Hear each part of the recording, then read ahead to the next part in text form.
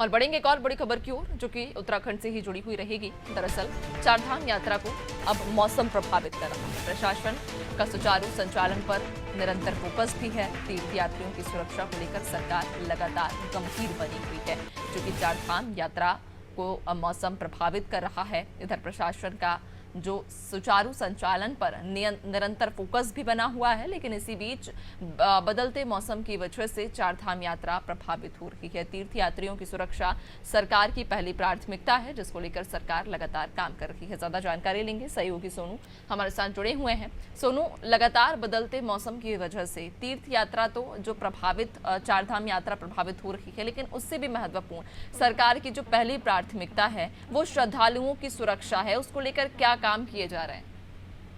देखिए, जो श्रद्धालु हैं उनकी सभी की सुरक्षा चूंकि सरकार की प्राथमिकताओं में है, लिहाजा सभी जितने भी भक्त हैं, जितने भी श्रद्धालु हैं, उन सबको सुरक्षित स्थानों पर ठहरा दिया गया है।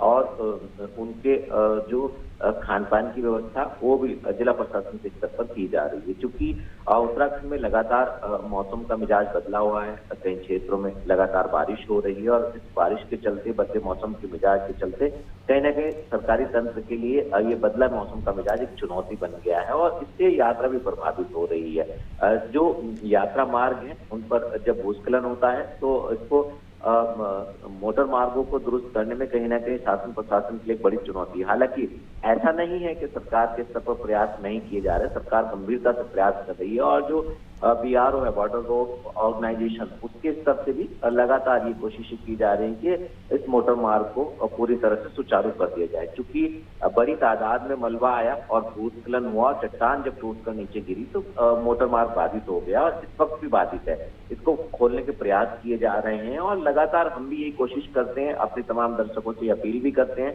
कि मौसम का अपडेट लेने के बाद ही आप खास तौर से वर्षा काल के दौरान अपनी यात्रा को आगे बढ़ाएं। सरकार के स्तर पर, मौसम विज्ञान केंद्र के स्तर पर बार बार ये अपील की जाती है, सलाह जारी की जाती है कि आप मौसम का अपडेट लेने के बाद ही अपनी यात्रा को आगे बढ़ाएं। सरकार लगातार कोशिश कर रही है और जल्दी इस मोटर मार्ग के खुलने की उम्मीद है। और जैसे ये मोटर मार्ग खुलेगा, फिर से तमाम श्रद्धालु जो है अपने पूरे मनोभाव के साथ भगवान बद्री विशाल जी के दर्शन कर पाएंगे। बिल्कुल, और उसके साथ ही श्रद्धालुओं से भी यही बार बार अपील कि मौसम का मिजाज देखते हुए ही वे अपनी यात्रा को आगे सुनिश्चित करें। बहुत शुक्रिया आपका, बने रहिएगा, आगे और भी अपडेट्स लेंगे। तो आपको बता दें कि चारधाम यात्रा बदलते हुए मौसम के कारण प्रभावित हो रही है।